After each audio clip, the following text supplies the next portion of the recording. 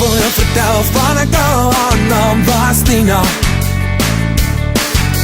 Sy was so verlief op 'n ou, sy naam was Saki. Tina het alles in haar mag probeer om die twist vir Saki te leer, maar met 2 linkervoete moes Saki neerloop en dans met ek kan jy nie koop.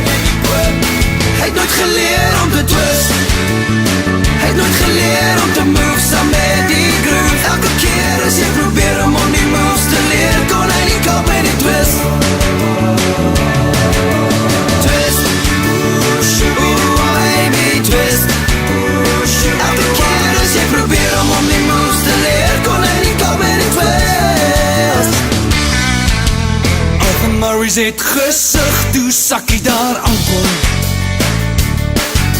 Maar 9 maande later het Saki almal verstom.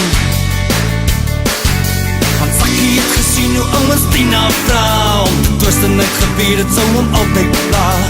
Moes on die twist wat hy nooit kon leer, het skielik sy voete beheer. Hy het nooit geleer om te twist, hy het nooit geleer om te move saam met die groove. Elke keer as jy probeer om die moves te leer, kon hy nie kop met die twist. Twist, twist, ooh baby, twist, twist. Elke keer as jy probeer om die moves te leer, kon hy nie kop met die twist.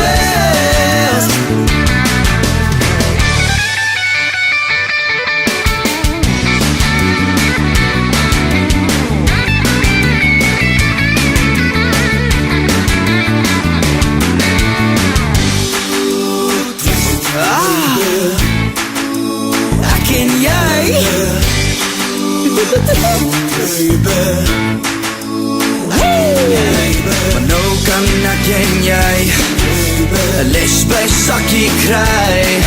Laat die twist jou voete neer, geen girl kan haarself beheer.